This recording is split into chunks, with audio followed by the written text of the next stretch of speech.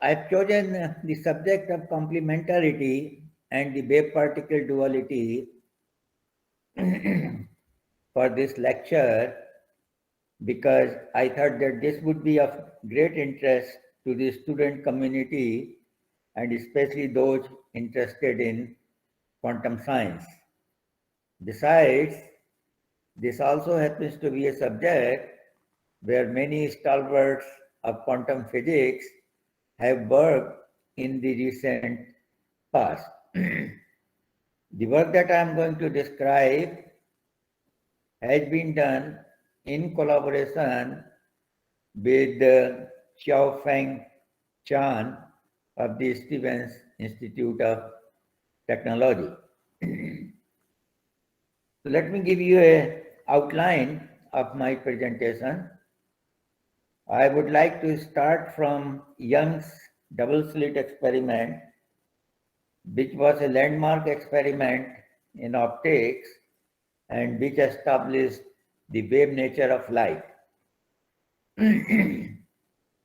with the with the introduction of the quantum theory and work of Planck and Einstein, who introduced the idea of light particles, which later were called as photons, Dirac started thinking that how an interference experiment would work with photons, where photons, these are the particles. And so I will tell you some of the experiments using single photons. Then I will tell you what is wave particle duality as formulated by Niels Bohr. There are several issues associated with this wave particle duality. In particular, the issues like whether the wave particle duality as formulated by Bohr and Einstein is complete or we can talk of the exclusiveness of the wave and particle pictures. It must be emphasized that the discussions of Bohr, Einstein, Wheeler, all these discussions were qualitative in nature, partly because at the time these discussions were going on, the single photon sources did not exist. So the single photon sources started working around mid-80s.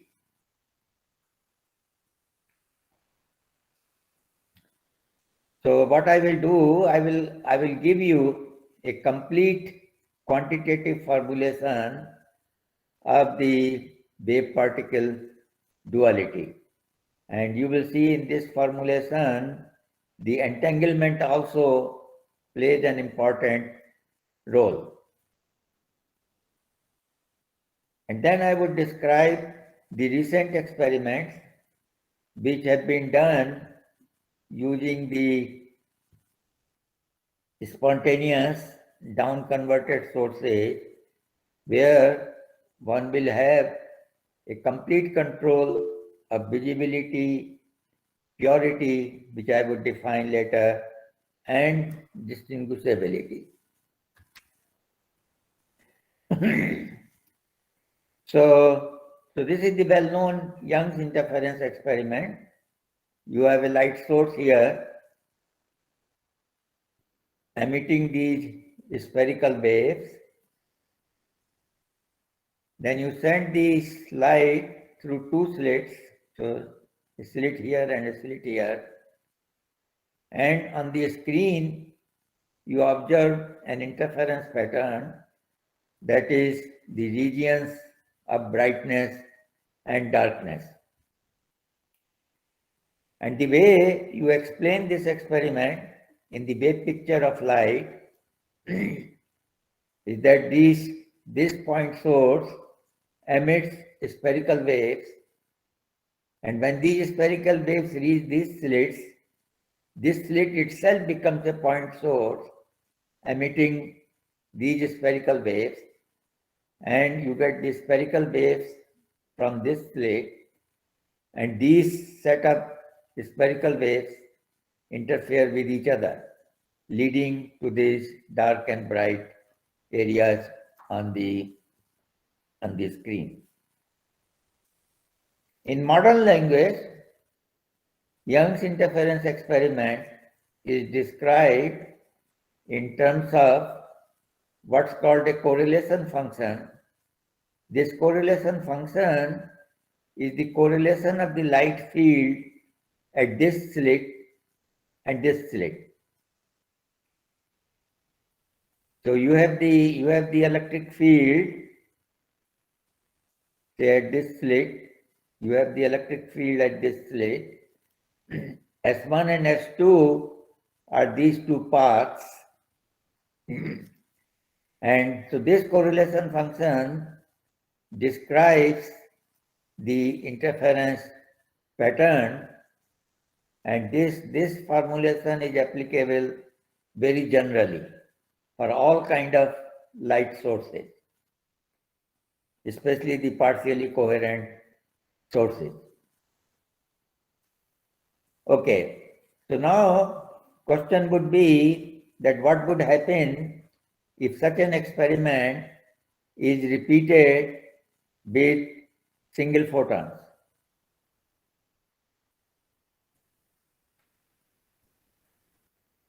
Or you can also think of similar experiments with other quantum particles like electrons, neutrons, atoms, and all these classes of experiments have been done over the years. So first let's try to look at the Young's experiment with single photons and how we explain this in quantum theory. It's important to remember that unlike the classical wave theory, where you can divide the wave in different parts, you cannot divide single photon. And so the way Dirac interpreted, Dirac said if a single photon falls on the two slits, then there is a possibility that the photon goes this way or photon passes through this slit. So we have these two possibilities, photon passing through slit 1 or the slit 2. And in quantum theory, we have to look at the probability amplitudes, not the probabilities. So we look at the probability amplitude for going through this slit. We look at the probability amplitude going through this slit, and the superposition principle is fundamental to quantum mechanics. Therefore, we add this probability amplitude and this probability amplitude and then take a mod square to see what the detector is going to measure. So addition of this probability amplitude, that is photon going on the upper path or photon going on the lower path. And these two amplitudes have to be added coherently before you calculate what you will see on the detector. And once you do that, you get this interference pattern. So this is the very famous statement of Dirac. Each photon then interferes only with itself. Interference between two different photons never occurs. So all this is discussed beautifully in his quantum mechanics book. Now in modern times, this cautionary statement, at a different level of detection, two different photons can interfere, but that's at a different level of detection. All right, so the SPDC, once the SPDC became available, so they can be used as a source of single photons.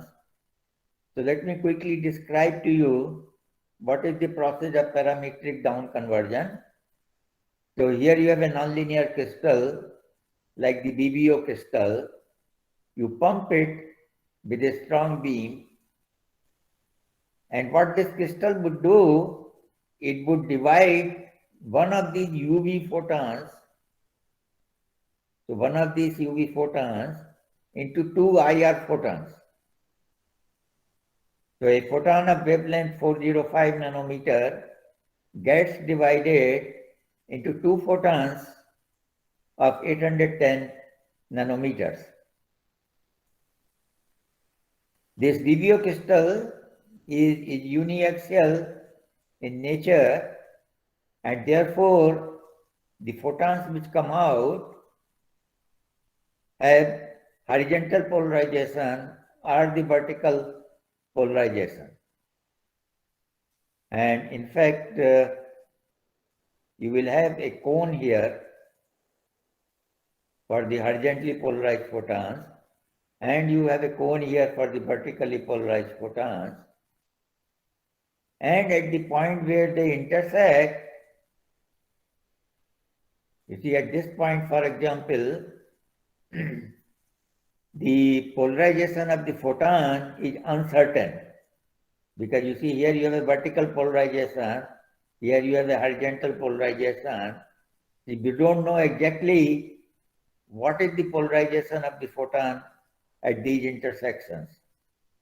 So we say that we generate entangled light. So these two photons are entangled, and this is called the polarization entanglement of the photons. So now if you have one photon here and one photon here, and if you make a detection of this photon, then you definitely know that there is a photon here. And so that this would then become a source of single photons. And you can use this source for the interference experiment. So this method where you detect this one, and then you are sure that there is a single photon here. So this we called as the heralded single photon source. And this is what is used in experiments with single photons. And let me describe. So you see, when the flux of the incoming photons is very low, then you detect on the screen just few dots. And that's what you would expect from the particle character of light, as Planck and Einstein taught us, that if photons are coming and if the flux is low, you would just see, few dots here on the screen. When you increase the photon flux, you get this sort of pattern, this pattern, and with further increase, you start getting this interference pattern. So that's the result of Young's double slit experiment with single photons.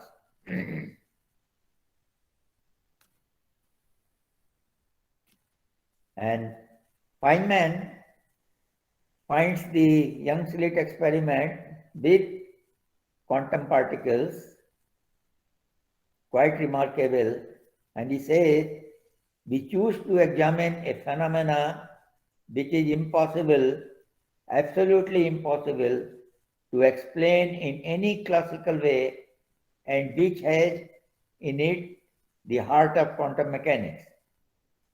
And the heart of quantum mechanics is the superposition principle and the fact that we work with the amplitudes in quantum mechanics. The probabilities are derived from amplitudes, but amplitude is the fundamental thing in quantum mechanics. So let me tell you a more recent experiment with the single photons, and that is the single photons Sagnac interferometer. So you bring in the source of single photons, which is the heralded source, put a beam splitter here. So beam splitter, the action of the beam splitter is similar to the two slits. So you put this, there are two input ports, there are two output ports. So if you bring a photon from this input port, it can go to the port 3 or it can go to the port 4.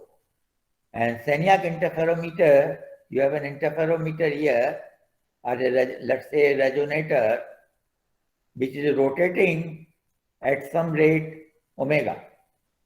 So this is the angular speed of this resonator. And so from the port 3, the photons will go this way. From the port 4, the photons will go this way. Now, because this is rotating, so the effective frequency, these two waves or these two photons which are going in opposite directions would be different. And therefore, as a result of this rotation, there would be a net phase shift. So when these things come out of the resonator, they will have different phase shifts, and the phase shift would depend on this angular speed. So you take these out, so these again become the output ports, and you can put a APD here and another APD here and study the counts on the APD as a function of the phase shift. This phase shift itself will be proportional to the angular speed of this interferometer. And so here is the plot of the counts, two APD, APD1 here, APD2 here, as a function of the angular velocity. And if you go to the previous slide, what we noticed here, that this interference pattern appears only if you have enough photon flux coming in. So which is the same thing as saying that you count for a reasonably long time. So each APD counts the signal for a long time. And in this case, they say that they have taken 300 millisecond integration time or the counting time. And you see very nice fringe pattern on both the APDs. When there is a maximum on one, there is a minimum on this one. And that again corresponds to the fact that if you detect a photon here, then there is nothing to be detected here because you are dealing with single photon and vice versa. So that's why when this is maximum, the other one is minimum. And in the experiment, the visibility was extremely high, almost 100%. So a remarkable experiment using the single photon sources. So now we have the wave picture of light, the interference experiment in the wave picture of light, and we have the interference experiment using the single photon sources. And of course, at the time the discussions of the complementary went on, these discussions were theoretical in nature because there was There were no single photon sources at that time. So this is Bohr's introduction of complementarity, and in this 20-year period, there were a lot of discussions and a lot of confusion about complementarity. People didn't quite understand what Bohr was implying. So, but Bohr put the whole thing very nicely in 1949. He says, consequently, evidence obtained under different experimental conditions cannot be comprehended with a single picture, but must be regarded as complementary in the sense that only the totality of the phenomena exists. The possibility information about the object. So this is a very clear statement. He says that if we do many different experiments, in some experiments can be explained in terms of the wave theory, and the other conceived experiments can be explained in terms of the particle picture. And the totality of the phenomena, that is the wave and particle picture together, exhaust. So this is important, exhaust the possible information about the object. Okay. So Einstein, so this is the again correspondence of Einstein and Bohr. He said we are faced with a new kind of difficulty. So he is referring to this new kind of difficulty about quantum mechanics. We have two contradictory pictures of reality. So Einstein was a great believer in reality, and he said we have two contradictory pictures of reality. So one would be the wave picture, the other would be the particle picture. Separately, neither of them fully explains the phenomena of light, but together they do. So again, this is a very well stated statement that separately neither of them fully explains the phenomena of light, but together they do. So that's the complementarity principle. And please note that this is all sort of qualitative. There is nothing quantitative about these statements. And John Wheeler, who was a great thinker, a great theorist, he says Bohr's principle of complementarity is the most revolutionary scientific concept of this century. So now, what are the key elements of complementarity? Mutual exclusiveness and joint completion. Right? If I go back to these statements,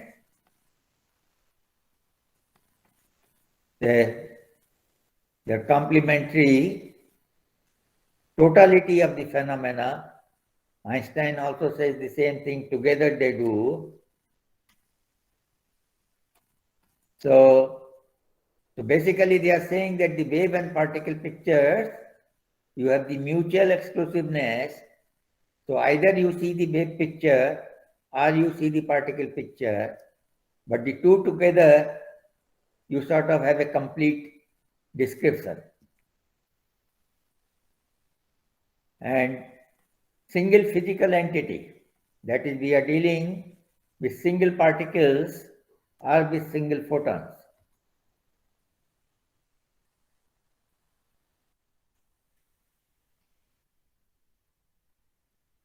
Okay, so around 80s, many people got interested because then the single photon sources were becoming available, and the experiments were getting started, experiments on interference with single photons. And as you can see from this list, that large number of of very well-known people contributed to the subject of complementarity, and people tried to formulate the principle of complementarity as formulated by Bohr and Einstein quantitatively. And so let me introduce few concepts. One, of course, the very well-known one is the visibility. So if you have interference fringes on this screen, then you can introduce a visibility parameter B, which is defined in terms of the maximum intensity and the minimum intensity of the fringes on the screen. One can also introduce a parameter D, which is called distinguishability. So what you can think that supposing you close one of the slits, suppose you close this slit, look at the signal here, there is no interference of course, or you close this slit, look at the intensity pattern here, and one defines distinguishability in terms of the intensity obtained on the screen with this closed or this closed. So the parameter D carries the information about the particle nature. The parameter B carries the information about the wave nature. And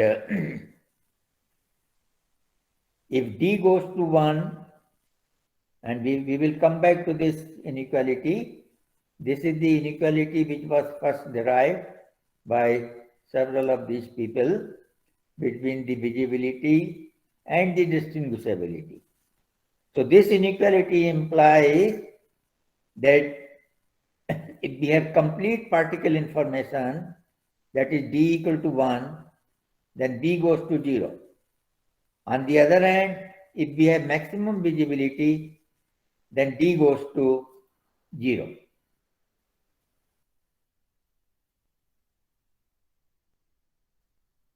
So, because there is an inequality here, it obviously implies that something is missing.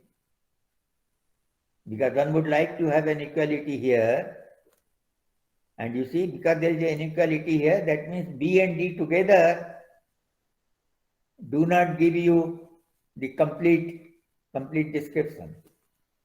And it's also there is a possibility that B can be 0 and D can be 0. So the idea that the wave and particle picture together complete the story is not quite correct.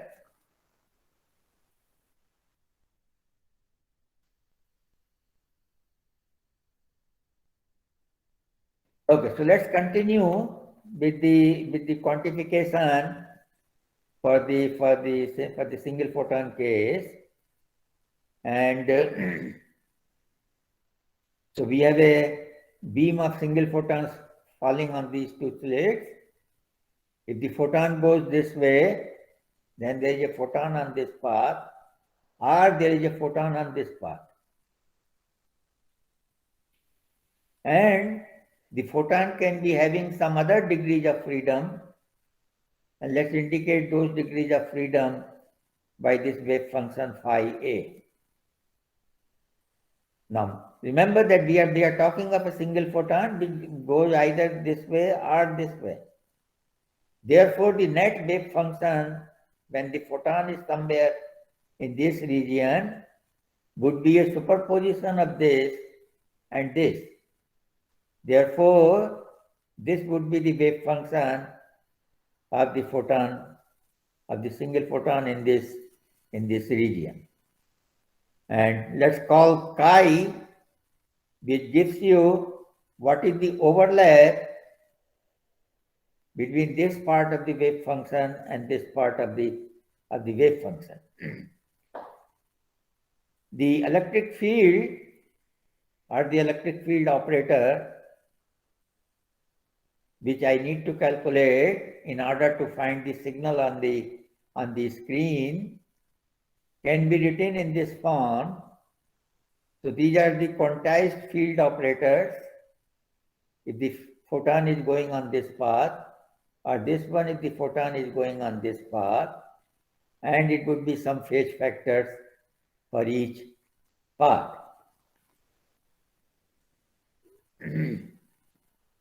Quantity Pa would represent the signal here if this slit is closed. Quantity Pb would be the signal if this slit is closed. And if both slits are open, then this is the quantity which would give you the signal. So this EC is the sum of the fields arising from A and arising from B, and these are the individual fields from slit A or slit B.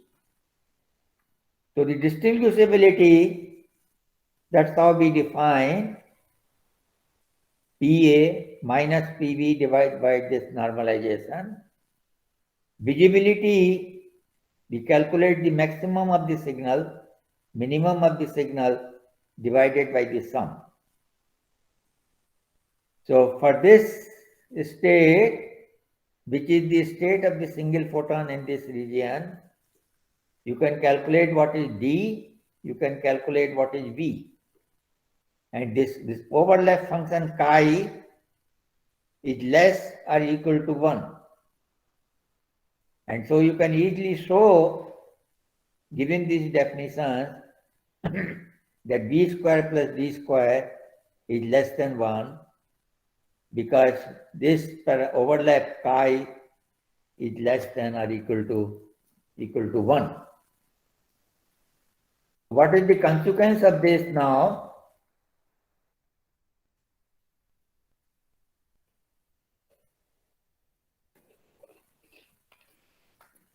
So let's look at these cases. Suppose you have D and B are 0. So if you go back to the previous slide, D0 means CA must be equal to CB, and B can be 0 if this parameter chi is 0.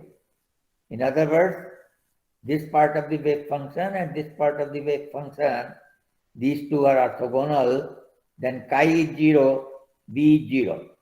So we have a situation where D can be 0 and B can be 0.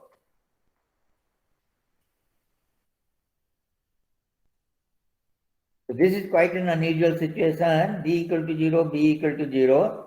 There is no interference and particle character also gives you 0. Okay, so obviously D square plus B square, which is less than 1, left hand side is 0. So you have the maximum violation of the inequality, and in this case, the wave function psi has this form, because CA equal to CB, so the coefficients are same, and phi A is orthogonal to phi B. This state psi is an entangled state. You have an entanglement between the path of the photon and the other degrees of freedom.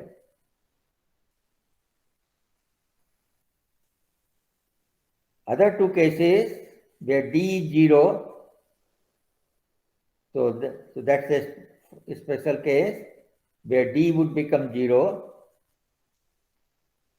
under this condition, CA equal to CB, and then B is 1.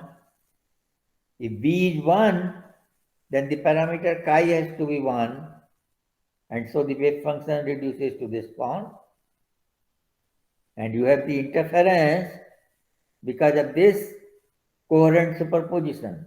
See, this part has a coherent superposition, and so you will have interference, and that's what makes D equal to 1. And when D is 1, B equal to 0, the state becomes just this.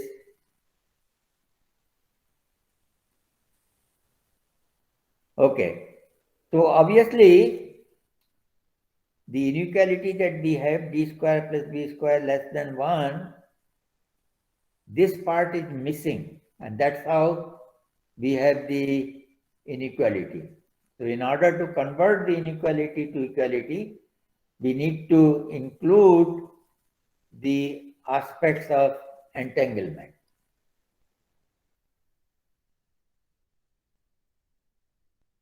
And once you do that, you get the equality. So this parameter that characterizes the entanglement, which was missing when you had the inequality b square plus d square less than or equal to 1. And how we see this entanglement? Let's go back to this wave function. You see, if you look at this wave function closely, you can think of two qubits. You can think of a qubit which is formed out of the state 1a and 1b. A qubit is a system with two states. So 1a, 1b, this is one qubit, and you can think of phi a and phi b forming another qubit. So you can look at this wave function from the point of qubits, that this is the entangled wave function for two qubits. One qubit which is formed from this, and the other one which is formed from this and this. And once you think of this as the state for two qubits, then there is a standard method to calculate the entanglement in this wave function or in this state. And this entanglement parameter, we call it concurrence, that is a quantitative measure of the entanglement. And this parameter can be calculated for this state and has this form. So, so once you introduce this, you can prove this equality. So this is the complete quantitative formulation of the complementarity.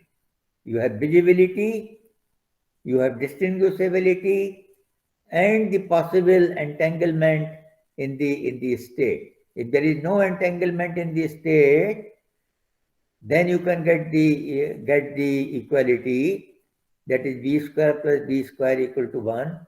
But if there is an entanglement in the state, then this is the complete formulation, complete quantitative formulation. So I like to describe to you now that we like to replace the Young's double slit by something which is more microscopic. Because if you think of Young's slit, it's not really a point source. And so there are problems which arise from say non-perfections, such as the slit finite bit, roughness, etc. So we like to look at the complementarity or the duality of a photon that is generated from genuine point sources. And genuine point sources, so we like to consider a pair of non-locally entangled two-level atoms. So in the original wave picture, we had a single point source, and light from this source was illuminating the two slits, and one was arguing that each slit was a point source. So here what we are saying, that instead of slits, we are going to use pair of non-locally entangled two-level atoms.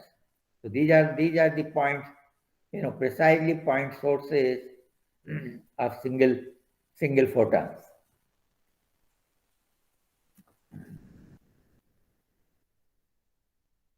Okay, so now instead of this situation, we replace this part by two atoms, atom A, atom B. Atom A can emit a photon, atom B can emit a photon, and at the detector, you see the radiation coming from atom A and the radiation coming from the atom B. And these two radiations will interfere and there would be conditions for interference. You have to be in the far zone in order to see the interference because these spherical waves also need to interfere with each other, so you have to be in the far zone.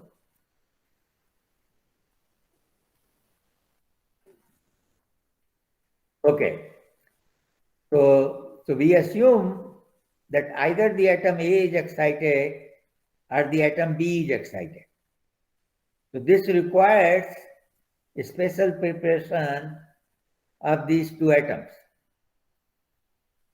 And let me remind you that when we are talking of the two atoms, we are thinking of two single trapped atoms. So easy, it has been easy since 1990s to trap single atoms. You can trap two atoms in a potential. So you can think of these two atoms which are trapped in a potential and one of them is excited, either this or this, but we are not saying which one is excited. So in that case, we can write the net wave function, atom A excited, atom B in the ground state, or atom A in the ground state, atom B in the excited state. And once the photon is emitted, so this is the initial state, atom in the excited state, the photon emits and the atom comes to the ground state. So there is initially no photon, now you have one photon. So after the photon is emitted, then both the atoms will return to the ground state. And we are looking at the single photon which is coming either from A or from B and looking at the interference. So if we change the basis in which we were introduced this basis, the two-state basis, so the more generally we talk about the density matrix. This is a pure state and density matrix describes much larger classes of the states. So we can write the density matrix in this form. So PA is going to be mod of CA square, PV is going to be mod of this square, and there is an entanglement in this state, and that parameter would be gamma. And so we can go through the analysis now for this problem where you have two single atoms and just one photon in the field. So we follow a similar procedure. We write the electric field operator, or we have to work with operator. Electric field emitted by this atom or by this atom. So atom A or atom B. And you know from your classical electrodynamics that the field which is emitted can be retained in terms of the dipole moment. And if you are doing quantum theory, then you introduce the corresponding operators. So this is sort of the dipole moment operator for the atom A. This is the dipole moment operator for the atom B. And so you calculate these quantities. PA is just coming from this. PA, what's coming from this? and PR is these two together. So you can calculate distinguishability, which is this. You can calculate the visibility, which is this. And since gamma is less than 1, you get this inequality. Now we can complete the inequality by taking into account this gamma fully.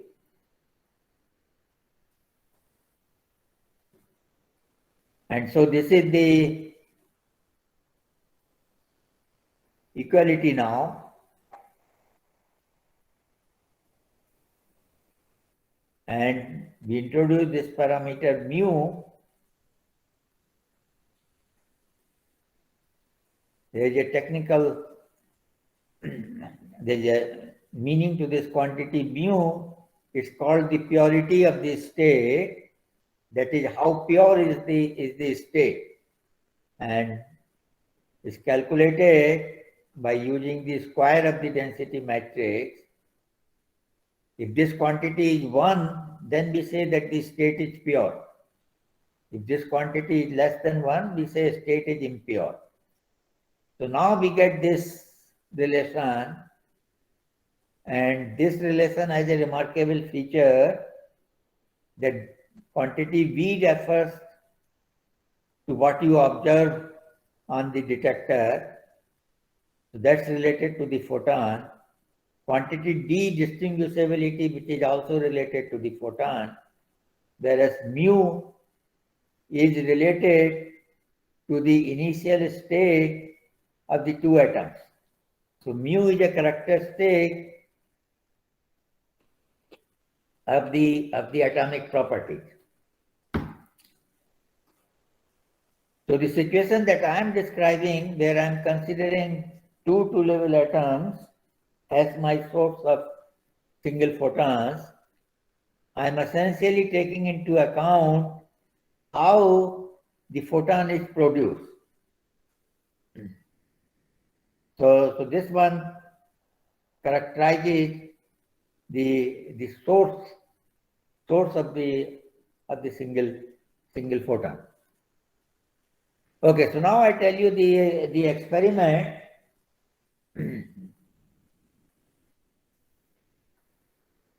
Okay, so the experiment is published in Science Advances about 2 months ago, and the experiment is based on this prediction, on this relation, verification of this equality, and there is a subsequent comment in the New Scientist given in this link. Okay, so we want to find a source where all the parameters are controllable. Now, the situation which I described in terms of the single two-level atoms, in principle, all those parameters are controllable. But these people came up with a new idea. This is based on a pioneering experiment by Leonard Mendel at Rochester. So this was the experiment, induced coherence and indistinguishability in optical interference. This is quite a pioneering experiment, and only more recently, a lot of applications are following up using the kind of ideas contained in this remarkable paper. Okay, so what is the idea? That instead of one down converter, we take two down converters. But they are pumped by the same laser beam. So you divide the laser beam in two parts, you pump this one or you pump this one. And so you will produce a signal photon and an idler photon. You produce a signal photon and an idler photon from this one. So the output state from this would be no photons plus a signal photon, idler photon. And these are all very weak nonlinearities, so this parameter is quite small. From this, you will get this. So if you look at the combined state in two photon space, so we have two photons either coming from here or two photons coming from here. And now if you say, I have one signal photon or one signal photon here, can I have an interference between this and this? The answer is no, because these modes are orthogonal. So these two idler modes are orthogonal. And Mendel came up with a neat idea, and the neat idea was the following, that you collapse the two idler modes. So you are making a mode selection here. If you make a mode selection by making this I1 and I2 identical, in that case, the state of the field becomes this, which is a linear superposition, and you get the interference. So that is what the experiment is described in this work. Induced coherence, we are talking of an induced coherence. The coherence is induced by collapsing the two idler modes. Okay, so now we come to this experiment in Science Advances, and what they used. So they keep the two modes different, but then they look at this, that they say that we will work such that the idler input state and the idler output state are non-orthogonal. In all the other experiments so far, the idler input was 0, idler output was 1, and 0 and 1, they are orthogonal. So now we want to keep the two idler inputs different. We want to have this condition. And so these authors used an idea that we had introduced many years ago. So in 91, we had this paper where we introduced a new class of coherent states, which we called as the photon added coherent state. So we are adding photons here to the coherent state. And in the intervening period, these states have become very popular and have been extensively used for different purposes. So what they said is that we will work with the single photon added coherent state. So we have the idler input here, a coherent state. And then the idler output, because this nonlinear crystal is adding a photon, becomes this. So this is the single photon added coherent state. And this coherent state and this coherent state, they are non-orthogonal.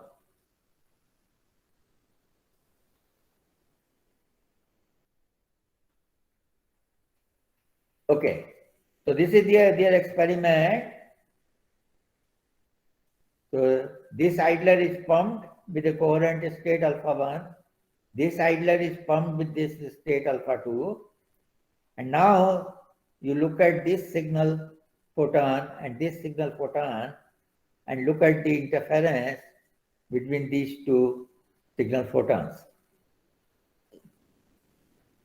So in this case, the relevant density matrix can be written in this form where everything is controllable. You see, all these elements are in terms of these input amplitudes, and that you decide how much you put in.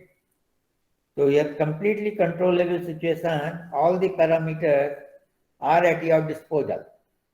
So this is one of the great things about this experiment, that they produced a situation where the experiment can be done under well-controlled conditions, and therefore theoretical predictions can be checked.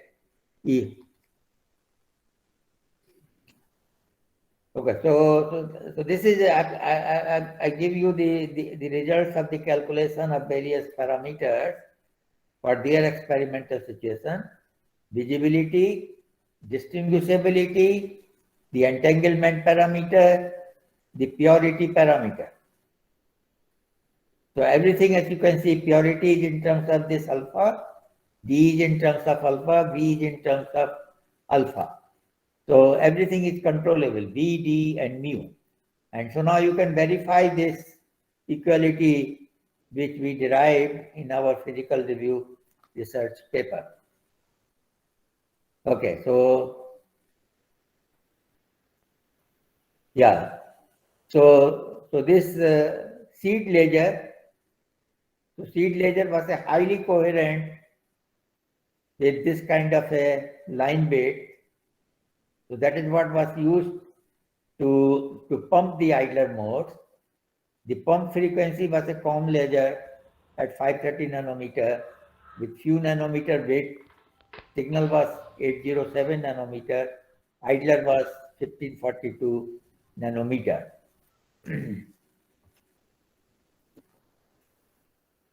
So this is from their paper, and so you have a plot of this equality as you change the two parameters alpha 1 and alpha 2. So they define this ratio of alpha 1 to alpha 2, that is this, and this is alpha, which is alpha 2. And so for different values of alpha 1, alpha 2, this is plotted. There are regions here where you have completely wave-like. There are regions here where completely particle-like. And there are regions in which the situation is quite complex. So these are the measurement results. The blue dots as a function of these two controllable parameters, alpha 1 and alpha 2. And these blue dots are exactly in agreement with the prediction, and so effectively they are verifying this equality. Again, let me remind you that experiment is quite remarkable because everything is controllable. Okay, how much time I'm left with?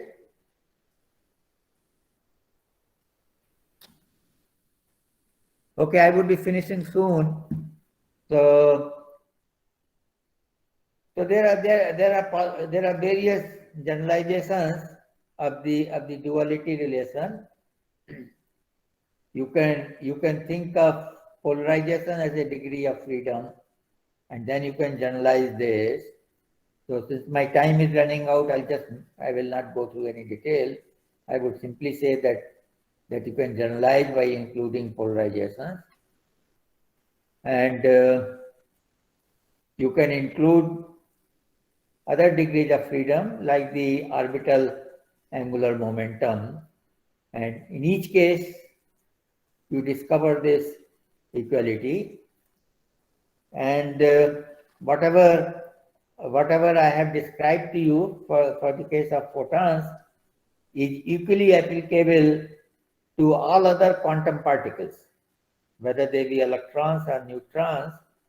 And in last 10 years, several remarkable experiments on interference with electron beams have been reported. And lastly, there is also a kind of a duality relation completely in classical optics, where you talk of the wave nature, the ray nature of light, and this is the degree of polarization. So, when you think of classical optics, you have geometrical optics.